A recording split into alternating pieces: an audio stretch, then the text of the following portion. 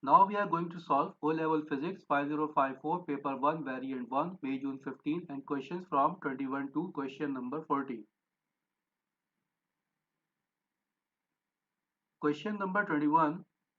A wave in a ripple tank passes from a deeper to a shallower region and refracts, which wave property describes as the wave enters the shallow region. Okay, when water waves enter from a deeper to a shallower region, its frequency remains same and velocity is decreased. One thing more, we have studied a formula velocity is equal to frequency into wavelength. So frequency will be equal to velocity over wavelength. Now here frequency remains same, velocity decreases. So if the velocity is decreased in the same proportion, wavelength will also be decreased. So we can say when the water wave passes from a deeper region to a shallower region, its frequency is constant, its velocity decreases and also its wavelength is decreased. Now we will check our option. The same thing is given in the option D, that speed and wavelength decreases. Which wave property decreases as the wave enters the shallow region? So here when the water waves will enter from the deeper to a shallow region, its velocity and its wavelength will be decreased and it is given in the option D. So our correct option is option D. Question number 22.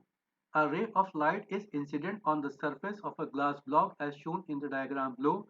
The refractive index of the glass is 1.5. The light ray changes direction when entering the glass. What is the angle S through which the ray moves? Here we have to find out this angle, the angle in between the refracted ray and this dotted line. This angle we have to find out. We have studied a formula in the topic of refraction that refractive index is equal to sine I over sine R, where this sine I is the sine of the angle of incidence and sine R is the sine of angle of refraction. What is angle of incidence? Angle of incidence is the angle in between the incident ray and the normal. Now the normal and the plane are always at right angle. Here the angle in between the incident ray and the plane is given 45 degree. So the angle in between the incident ray and the normal will also be equal to 45 degree. So we can say angle of incidence is 45 degree. Now here refractive index is given 1.5. Angle of incidence we have calculated, it is 45 degree. Now by solving this equation we will get the value of R. We will get the angle of refraction, that is equal to 28 degree. What is angle of refraction? It is refracted ray, it is normal. The angle in between the normal and the refracted ray is called angle of refraction. But here we have to find out this angle X. Here we are looking that this is normal, it is a straight line, it is incident ray. When we join this incident ray with this dotted line, it is a straight line. Now we have two straight lines and these two straight lines, one this one and second this one, these two straight lines are cutting each other obliquely. When two straight lines cut obliquely, then the alternate angles are equal. Means here this angle of incidence, that is 45 degree, will be equal to angle X plus angle R. This complete angle will be equal to this angle of incidence 45 degree. Now here we have to find out angle X. So angle X will be equal to 45 minus angle of refraction. Now here angle of refraction is 28. So when we will subtract 28 from 45, we will get the answer 17 degree. So angle X is equal to 17 degree and it is given in option C. So our correct option is option C. Question number 23. An image is formed by a thin converging lens when it is used as a magnifying glass. What is the correct description of the image? Option A, real and erect. Option B, real and inverted. Option C, virtual and erect. Option D, virtual and inverted. Our correct option is virtual and erect. We will check this one.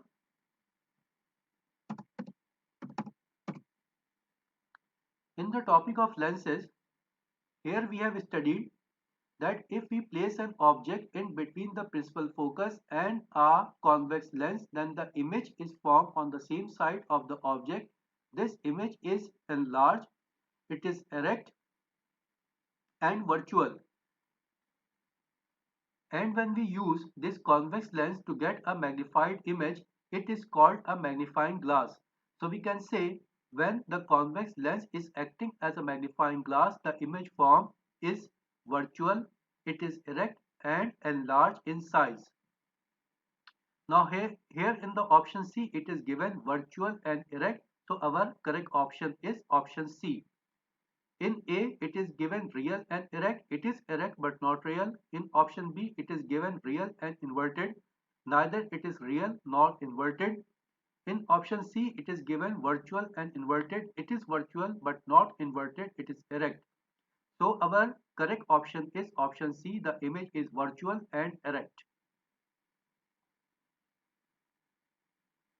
Question number 24. A ray of light travels from X to Y along an optical fiber. The angle of incidence at Y is greater than the critical angle. In which direction does the ray of light travel after reaching point Y? It is given here the angle of incidence at Y is greater than the critical angle. When the angle of incidence is greater than critical angle, then there is no more refraction, there is reflection. So here this incident ray will be reflected back in the same medium, will be reflected back in the optical fiber. Now reflection will occur in according to laws of reflection. According to law of reflection, the angle of incidence must be equal to angle of reflection. What is angle of incidence? Here we have drawn a normal. Normal is a line that is perpendicular to the plane. Now the angle in between the incident ray and the normal should be equal to angle in between the normal and the reflected ray. And here we are looking that the ray C is making the same angle as the incident ray is making the angle with the normal. So our correct option is option C. The ray will be reflected back in the same medium in the direction of C, because here the angle of reflection seems to be equal to angle of incidence and it is in accordance with the law of reflection. So our correct option is option C. Question number 25. One end of a rod picks up the north pole of a bar magnet when in position 1. The same end of the rod picks up the south pole of the bar magnet when in position 2. Which material is the rod made from? And what is the pole at the end P of the rod when in position 1? Okay, what is the pole at the point P? It is point P. It is our permanent magnet. In the permanent magnet here it is north pole. So here south pole will be developed on this rod. So at point P it will be south pole. Now what about the material? Here the rod is attracting north pole of the permanent magnet and also here the same rod is attracting the south pole of the permanent magnet. It means this rod is not a permanent magnet, it is a temporary magnet. Because if it is a permanent magnet, then if this rod is attracting here north pole, then here it will repel the south pole, it will not attract the south pole. It means this rod is not a permanent magnet, it is a temporary magnet. And we have studied that temporary magnet is made from iron, whereas permanent magnet is made from steel. So here this rod is a temporary magnet and it should be made from iron. Now we will check our option. The same thing is given in the option B. Material is iron and the pole at P is south pole. So our correct option is option B. Question number 26. A metal ring screens a piece of equipment from a magnetic field. Which metal should be used for the ring and why? Here, normally we keep our delicate electrical equipments inside a iron box. Why we keep inside the iron box? Because if this equipment is exposed to magnetic field, then lines of force will not pass through the equipment, it will pass through the iron box because iron is a magnetic material. So the lines of force will pass through the iron box and our equipment will remain safe. Now we will check our option. Which metal should be used for the ring and why? In option C and option D it is given iron, so our possible options are iron. Because copper is not magnetic material, so copper we cannot use to keep the equipment inside the copper ring. So our possible option is C and D only. Now in C it is given the metal carries the field lines around the equipment. Yes, it's the correct one. Here this metal, this iron box or iron ring will carry these field lines around the equipment and these lines of force will pass away from the other end. So these magnetic lines will not pass through the equipment, it will pass through the iron ring. So our correct option is option C. In option D, it is given that metal we have to use iron. It is correct, but for the reason it is given the metal is non-magnetic. No, it is a magnetic material. That's why lines of force will pass through this material and keep the equipment safe. So option D is also not possible option. Our correct option is option C. Question number 27. The diagram shows the magnetic field pattern of a current in a solenoid. When the current in the solenoid is increased, where is there an increase in the magnetic field strength? Okay, here we have 3 points K, L and M. And it is asked when we increase the current in this coil, what will happen to the magnetic field at point M, at point L and at point K. When we will increase the current, magnetic field will be increased at M, at L and at K. At all the 3 points, magnetic field will be increased. So our options, the same thing is given in option A, that at point K, at point L and at point M, this magnetic force will be increased. So our correct option is option A.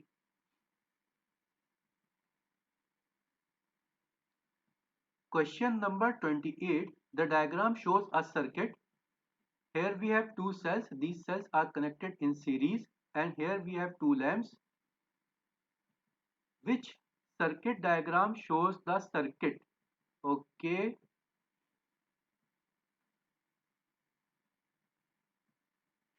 First thing, here these two lamps are connected in parallel. Now here we are looking in option A and option B. Lamps are connected in parallel. So our possible options are A and B only. Now we are looking, the cells are connected here in series. Here it is negative pole, here it is positive, then negative, then positive. So at this end it should be negative pole, at this end there should be positive pole. Here in the option A we are looking here on this end negative pole and at this end it is positive pole. So this option is correct. In option B, we are looking at this end positive and also at this end positive. So this option is incorrect. It is wrong connection. So option B is not possible. Our correct option is option A. Question number 29. A charge of 7.5 coulomb flows through a resistor in 5 seconds. A student has ammeter with different ranges that he can use them to measure the current in the resistor. Which ammeter range is most appropriate? Okay, here we have different ammeters and we have to find out which one is the most appropriate. Now here charge flows 7.5 coulomb in 5 seconds. So first we have to check what is the amount of current. Current is given as charge over time. Current is defined as rate of flow of electrical charges. So I is equal to Q over T. Now Q is 7.5 coulomb, time T is 5 seconds. So current will be equal to 1.5 ampere. Here we are looking in option B that the ammeter can measure a current from 0 to 2 ampere. So our appropriate ammeter will be 0 to 2 ampere, that is given in the option B. So our correct option is option B. Here in A, it cannot measure the current because the range is up to 1 ampere. Here it can measure the current. Option C and option D can measure the current of 1.5 ampere, but if we can measure the current with the help of an ammeter from 0 to 2 ampere, then no need to go for the higher rating, no need to go for the 5 ampere or 40 ampere. We can use this 2 ampere ammeter to measure the current of 1.5 amps. So our correct option is option B. Question number 30. Three identical cells are connected in parallel to a resistor. What is the advantage of using three cells in parallel rather than using a single cell? When we connect three cells in parallel, then the total voltage of the cells remains same, but this combination can be used to carry the current for the longer time, to carry the electrical energy for longer time. Now we will check our option. In option A, each cell produce more energy. No.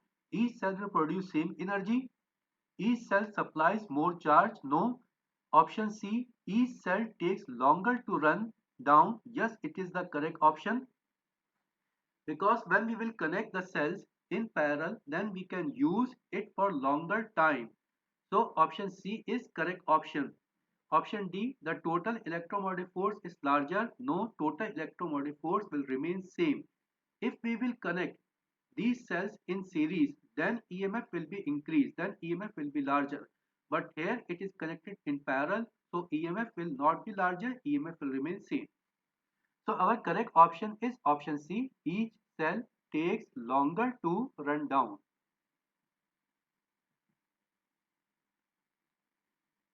Question number 31.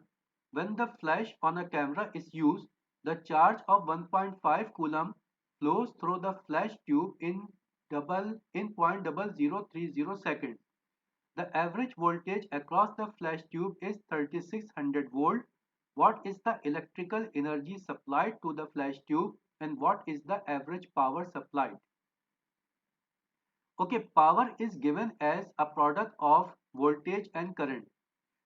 Now here I, current, can be written as Q over T. Q is amount of charge and T is time. Why we have written this one? Because current is defined at the rate of flow of electrical charges. So power will be equal to VQ over T. Now here voltage is given 3600. This charge Q is given 1.5. This time is given 0.0030 second. So by solving this one, we can get the answer. We will get the answer 1.8 into 10 power 6 watts. So power is 1.8 into 10 power 6 watts. What about the energy? Power is equal to energy over time. So energy will be equal to power into time. Now power is 1.8 into 10 power 6 and time is given 0.0030 second.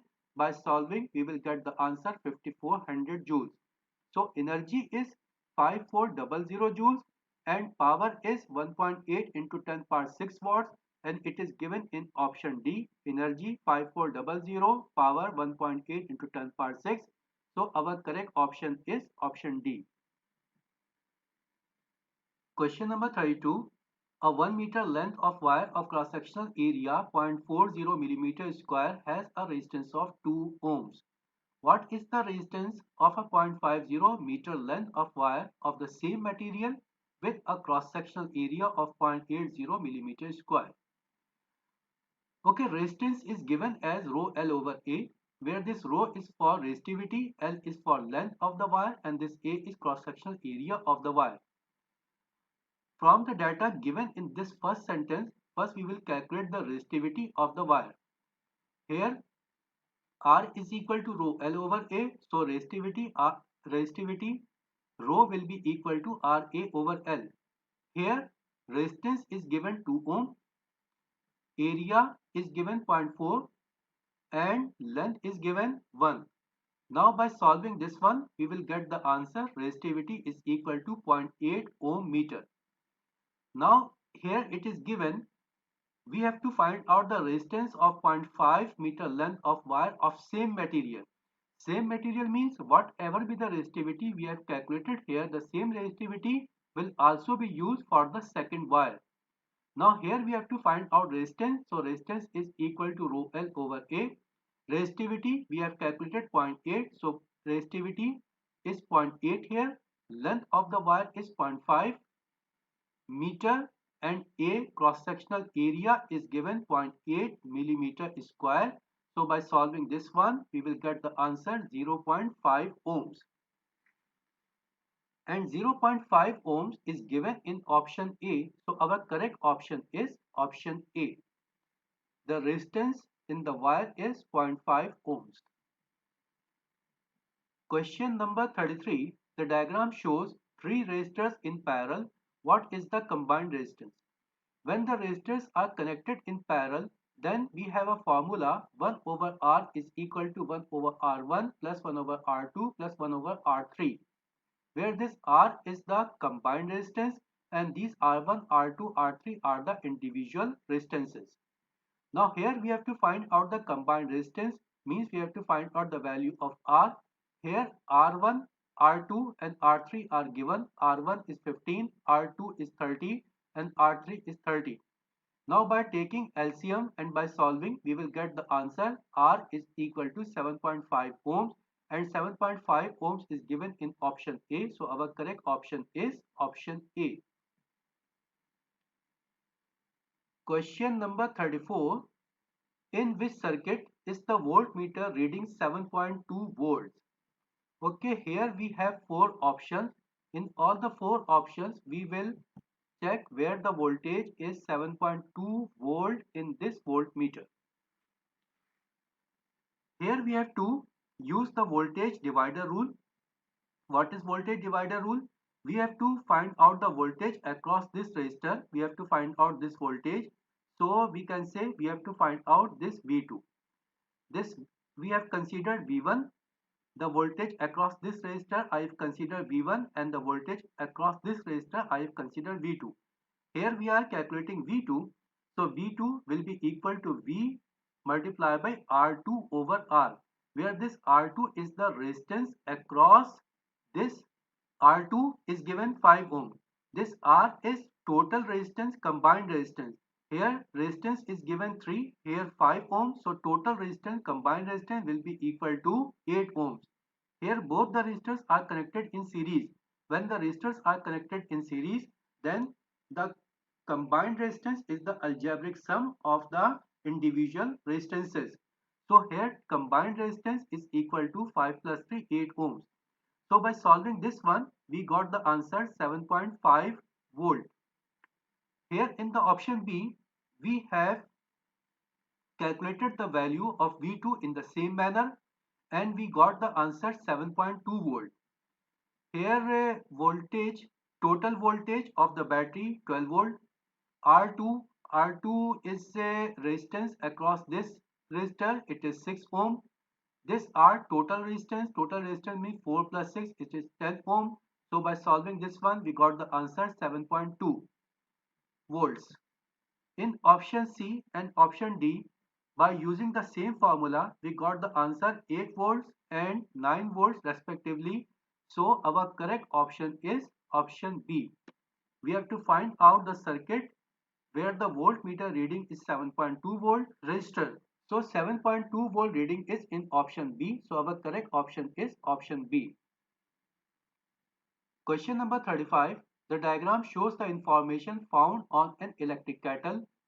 What is the frequency of the electrical supply used to power the kettle? Here it is given 240 volts, here 50 hertz, here 600 watts, here 700 centimeter cube. Here it is given 50 hertz. Hertz is unit of frequency. So frequency is 50 hertz and it is given in option A. So our correct option is option A. Question number 36. A magnet is placed near a solenoid that is connected to a sensitive center 0 ammeter. The magnet is pushed towards the solenoid, it accelerates, then moves at a constant speed, then decelerates and stops inside the solenoid. When the reading on the ammeter 0, it is given here, the magnet is pushed toward the solenoid, it accelerates. In the topic of Faraday's law of electromagnetic induction, we have studied that when this magnet is accelerates, the induced EMF is increased, and when the induced EMF will be increased, the ammeter reading will also be increased. Then move at constant speed. When it is moving at constant speed, here the ammeter reading will also remain constant. Then decelerates. When decelerates, the ammeter reading will be decreased and stops inside the solenoid. When it is stopped, there is no more induction, there is no more current, there is no more electromagnetic force, so current will be zero in this ammeter. So when the current will be zero in this ammeter, when this magnet is stopped inside the solenoid. Now we will check our option. The same thing is given in the option D when the magnet is stationary. Stationary means when it is stopped. So when the magnet is stationary or when the magnet is stopped, then there will be no more induced EMF. And when there is no more induced EMF, there will be no more current. So ammeter reading will be zero. So our correct option is option D. Question number 37. A radioactive material decays by this process. What is particle X? This particle L, it decays and become M. Here its mass number is given Y and its atomic number is given Z. Here atomic number is given Z plus 1 and mass number is given Y. The mass number and the atomic number before decay should be equal to the mass number and the atomic number after decay. Now here we are looking mass number before decay is Y.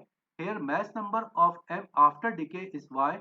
So mass number of this X should be 0. What about the atomic number? Here atomic number is Z and after the decay atomic number is Z plus 1. So here atomic number should be minus 1 to balance this one to get the answer equal to Z.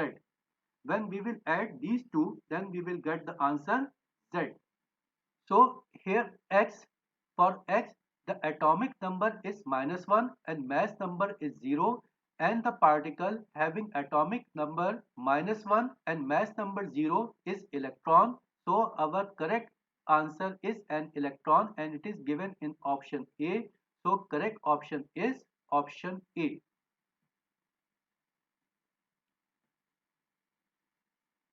Question number 38. A factory continuously produces plastic sheets.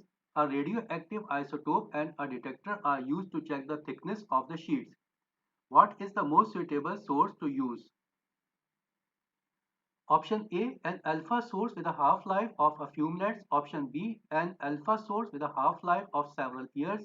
Option C, a beta source with a half-life of few minutes. Option D, a beta source with a half-life of several years.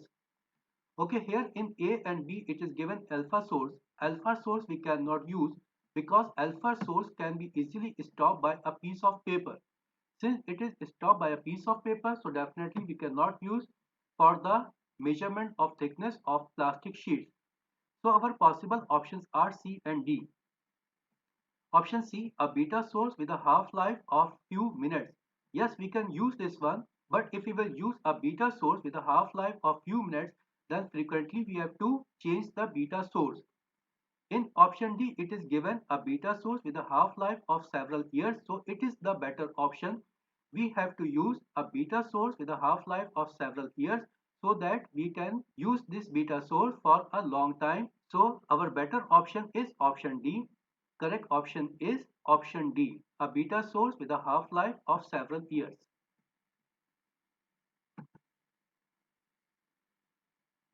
Question number 39. A source contains a radioactive material. Without the radioactive source present, a detector records a background count rate of 20 counts per minute. The source is placed in a fixed position near the detector. Initially, a count rate of 520 per minute is recorded. What count rate is recorded after a time of 2 half-lives of the radioactive source? Okay, here initial count rate is given 520 per minute. And here it is given that the background rate is 520. So total count rate will be 520 plus 20. It is 540. Now after one half life, it will be half of 540. Half of 540 means 270. Means one after one half life, the count rate is 270. Now again, this background count rate we have to consider. We have to add this 20 in 270. Now it will be 290. Now second half life means we have to divide 290 by 2. When we will divide 290 by 2, it will be 145. So count rate after two half life will be 145 counts per minute. It is given in option D. So our correct option is option D. Question number 40. A nucleus contains 94 protons and 240 nucleons. It emits an alpha particle. How many protons and how many neutrons are in the nucleus produced? Here in a nucleus we have 94 protons and total number of nucleons is 240. What is meant by nucleon number? Nucleon number means sum of proton and neutron. So number of neutrons in the nucleus will be equal to 240 minus 94. It will be equal to 146. Now it is given it emits an alpha particle. Alpha particle is identical to helium nucleus. It means in one alpha particle there is two protons and two neutrons. How many protons and how many neutrons are in the nucleus produced? We have to find out the number of protons and number of neutrons in the new nucleus that is produced by after emitting the alpha particle. Now in one alpha particle, number of protons are 2. So we have to subtract this 2 from this 94 to get the number of protons in the new atom. Now in the new atom, number of protons will be equal to 94 minus 2 means it will be 92. Now number of protons 92 is given in option C and D. So our possible options are C and D only. Now we have to check the number of neutrons. Here before emitting the alpha particle, number of neutrons was 146. Now in one alpha particle there is two neutrons. So in the new nucleus the number of neutrons will be equal to 146 minus 2. It will be 144. And 144 is given in option C. So our correct option is option C. Number of protons is 92 and number of neutrons is 144 in the new nucleus produced. Okay, today we have completed 5054 paper 1 variant 1 May June 15.